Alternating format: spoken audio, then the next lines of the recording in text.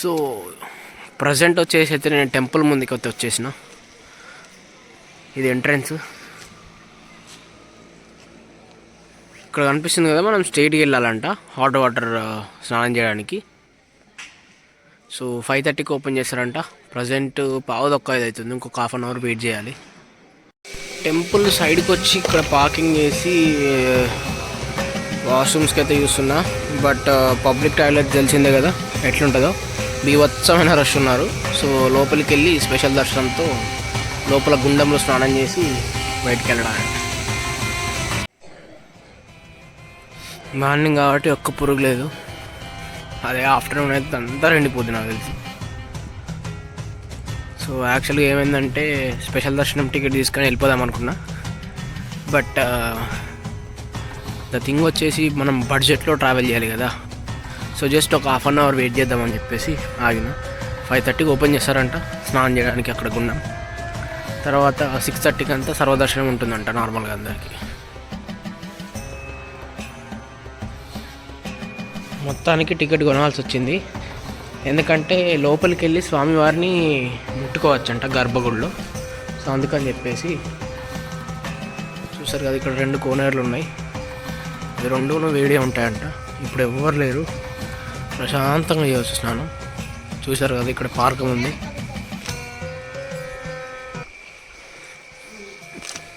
దీనికి కూడా ఒక పెద్ద స్టోరీ ఉంది ఈ గుండానికి.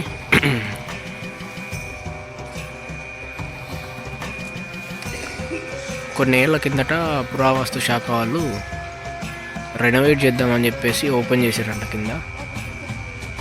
సో కింద ఈ తటాకాన్ని చూసి పరేషాన్ అయిందంట. కొన్ని సంవత్సరాల నుంచి ఇది ఫ్లోయింగ్ వస్తూనే ఉంటుందంట. ఎక్కడి నుంచి వస్తుందో ఎవరికి తెలియదంట వాటర్. సో అది ఇక్కడ చాలా పెద్ద స్పెషాలిటీ. కాసేపు అయితే ఫుల్ మంది ఉంటారు. సో ఓ సైడ్ చూసుకుంటే వర్తబులే ఎర్లీ మార్నింగ్ రావడం. వాటర్ చూడండి ఎంత స్వచ్ఛంగా ఉన్నాయో. వీళ్ళకి దిగంగానే నాకు జల్లు మంది ఆ పెద్ద పెద్ద చేపలు ఇంకా పాములు కూడా ఉంటాయంట. బట్ భయపడాల్సిన అవసరం లేదు. ఇప్పటివరకు అయితే ఎవరిని అటాక్ చేయలేదు. ₹1 బిల్ వేసినా కూడా క్రిస్టల్ క్లియర్గా కనిపిస్తుందంట ఈ తటాకంలో. అంత ప్రత్యేకత ఉంది ఈ తటాకానికి.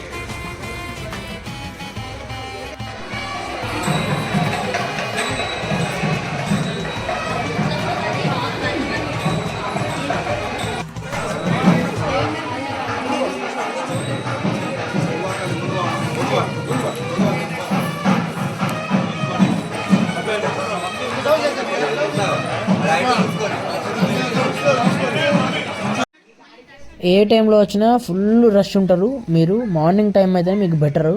ఒక్కసారి మధ్యాహ్నం అయిందంటే ఫుల్ రష్ ఉంటారు. సో ఇది వచ్చేసి మెయిన్ గుండం. ఇక్కడ నుంచి బయట ఉన్న 2 గుండాలకు వాటర్ అనేది సప్లై అవుతూ ఉంటుంది. ఇక్కడ కూడా చాలా క్రిస్టల్ క్లియర్గా కనిపిస్తాయి మీకు వాటర్ చూసినప్పుడు. ₹1 బిల్ వేసినా కూడా అంత క్లియర్గా కనిపిస్తాయి నీళ్ళల్లో. అండ్ ఇక్కడ నుంచే వేడి వేడి వాటర్ అనేది బయటికి సప్లై అవుతూ ఉంటుంది. గోరువెచ్చగా ఉంటాయి వాటర్. అసలు చల్లనేదే పుట్టదు మీకు దీంట్లో దిగితే.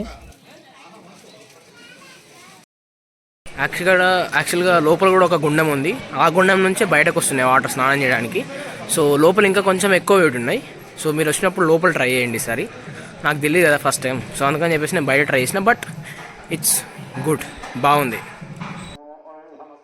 సో యాక్చువల్గా నేను వెళ్ళిన రోజు వైకుంఠ ఏకాదశి కాబట్టి ఉత్తర ద్వారం నుంచి దర్శనం చేసుకోవాల్సి ఉంటుంది ప్రతి టెంపుల్లో. సో ఇక్కడ కూడా ఉత్తర ద్వార దర్శనానికి మొత్తం పూజలు చేస్తూ ఉన్నారు ఎర్లీ మార్నింగ్. ఇంద్రస్య యుజ్యస్తఖా సత్కృష్ణా పరమం పదం సదా పశ్యంతి సూరయాః దివి చక్షురాదాతం.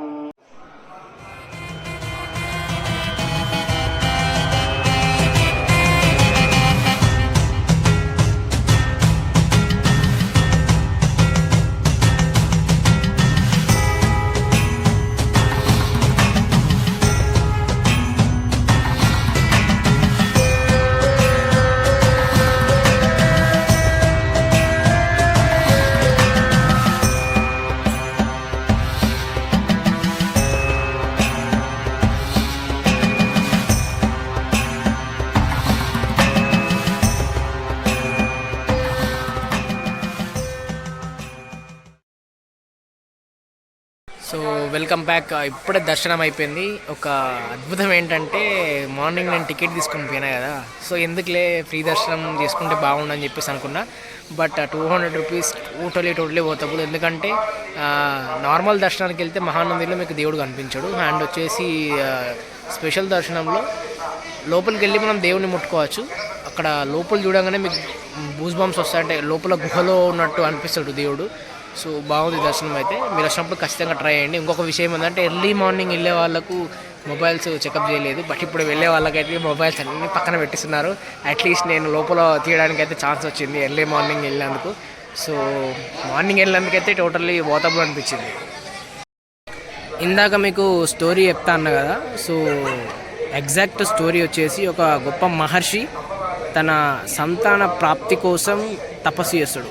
సో తపస్సు చేసినప్పుడు దేవుడు మెచ్చి సంతాన ప్రాప్తిని కలిగించాక అతనికి పుట్టిన ఇద్దరు పుడతారన్నమాట. సో ఒకతని పేరేమో పర్వతుడు, ఇంకొకతని పేరేమో నందుడు.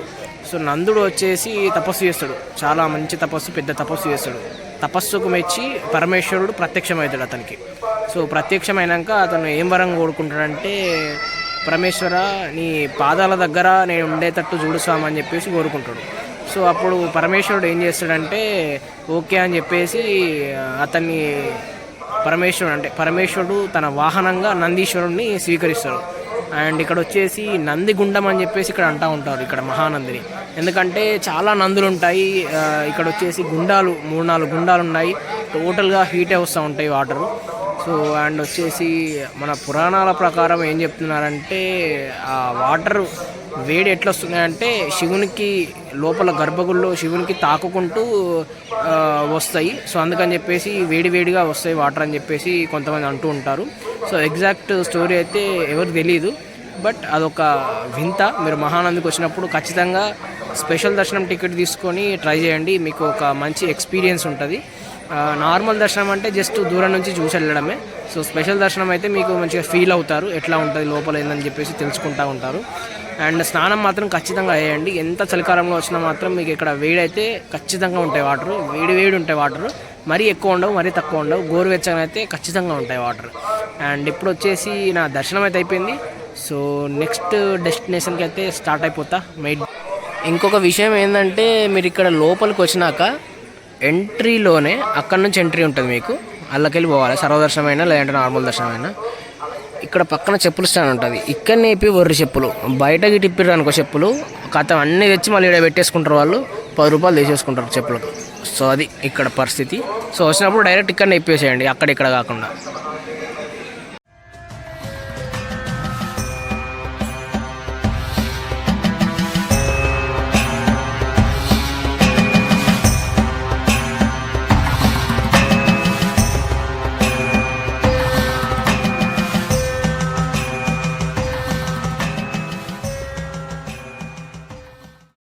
సో ఇది మహానంది వ్లాగ్. మీకైతే నచ్చింది అనుకుంటున్నాను. Share, like, subscribe.